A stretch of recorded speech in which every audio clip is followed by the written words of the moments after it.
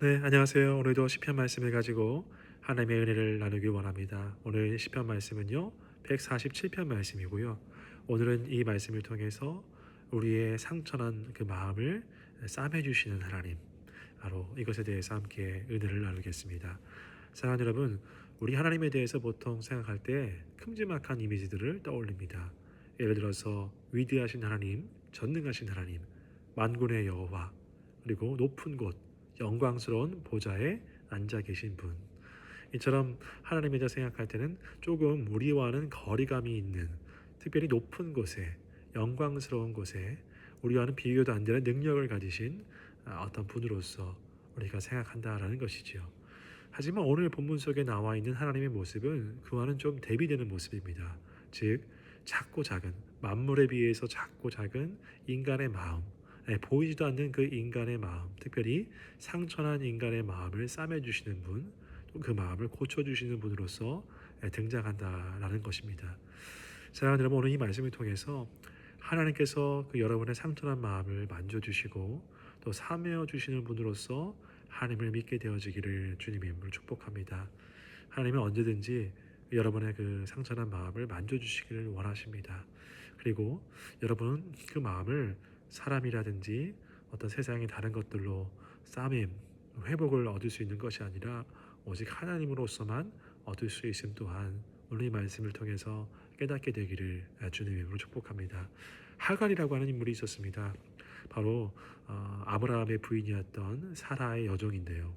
아브라함과 사라가 아이를 갖지 못했을 때에 이 하갈이라고 하는 여종을 통해서 아브라함이 아이를 갖습니다.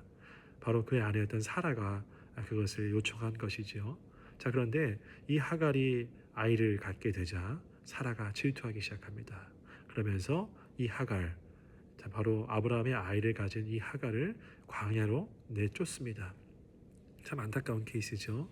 이 하갈의 입장에서 한번 생각해 볼까요? 하갈은 여종이었고 단지 주인이 시킨 대로 아브라함과 잠자리를 해서 아이를 가졌을 뿐입니다. 하갈이 원해서 한 것도 아니고 하갈이 범죄한 것도 아니었습니다. 물론 성경을 읽다 보면 하갈이 어떤 믿음의 어떤 계열에서는 벗어난 인물이기 때문에 선인, 의인과는 대비되는 악인의 모습으로서 우리는 보통 보여집니다. 제게도 그렇게 보여졌거든요. 근데 신기한 것은 하나님께서 바로 이 하갈에게 다가오셨다는 겁니다. 하갈이 광야에서 내쫓겨서 그 상한 마음, 얼마나 그 마음이 상했겠습니까? 죄를 범한 것도 아니고 또한 자신의 의지로 한 것도 아닌데 말이죠. 그 상한 마음을 가지고 광야에 내쫓겨서 이제 그 뱃속에 들어있는 그 아이와 이제 광야의 한 샘 곁에서 자신의 신세를 한탄하면서 자신의 기구한 운명 앞에서 좌절해 있었습니다. 자, 그때 하나님께서 그 하갈에게 나타나시죠. 그리고 그 하갈의 마음을, 상처난 마음을 만져주시기 시작합니다. 먼저 묻습니다. 하갈아, 이름을 불러주시죠. 이름을 불러주셨다는 것이 참 중요합니다, 여러분. 이 하갈은 여종이었고요. 당시에 종이었기 때문에 이름이 이렇게 불려지는 인물이 아니었습니다. 하지만 하나님께서는 이 하갈이라고 하는 이름을 불러주셨습니다. 오늘 본문 속에도 보니까 4절 말씀에 그가 별들의 수효를 세시고 그것들을 다 이름대로 부르시는도다. 세밀하신 하나님, 섬세하신 하나님. 여러분, 아무리 낮아 보이는 사람이라 할지라도 성경 속에서 아무런 어떤 중요한 포인트가 없는 사람일지라도 하나님께서는 그의 이름을, 그녀의 이름을 불러주시면서 등장하셨다라는 사실에 우리는 주목해야 하겠습니다. 자, 하가라라고 이름을 부르시면서 나타나신 하나님께서 물으십니다. 네가 어디서 왔고 또 어디로 가느냐? 무슨 일이 있었느냐? 너에게 지금 어떤 마음이 있느냐? 그리고 너는 도대체 어떻게 하려고 하느냐? 하갈의 어떤 이야기를 듣고 싶어 하시는 것이죠. 그러시면서 그녀에게 마음을 만져주시면서 약속을 해주십니다. 너의 자손이 번성케 될 것이다. 수많은 백성들이 너로부터 나올 것이다. 그리고 그 아들을 이름을 이스마엘이라고 하거라. 이스마엘은 여러분 그 이름의 뜻이 하나님께서 들으신다라는 것입니다. 하갈이 샘 곁에서 광야 아무것도 없는 그 샘 곁 내쫓김을 당했을 때 샘 곁에서 마음 아파하며 한탄하고 있었을 때 하나님은 그 한탄을 들으셨다. 그래서 그가 들으셨다 이스마엘이라고 그 아들의 이름을 짓게 되었습니다. 이처럼 하갈은 광야 속에서 자신의 그 상처난 마음을 만져주시는 하나님을 만나게 되었고 그 하나님에 대해서 엘로이라고 그 하나님의 이름을 부릅니다. 이것은 바로 나를 살피시는 하나님이다라는 뜻입니다.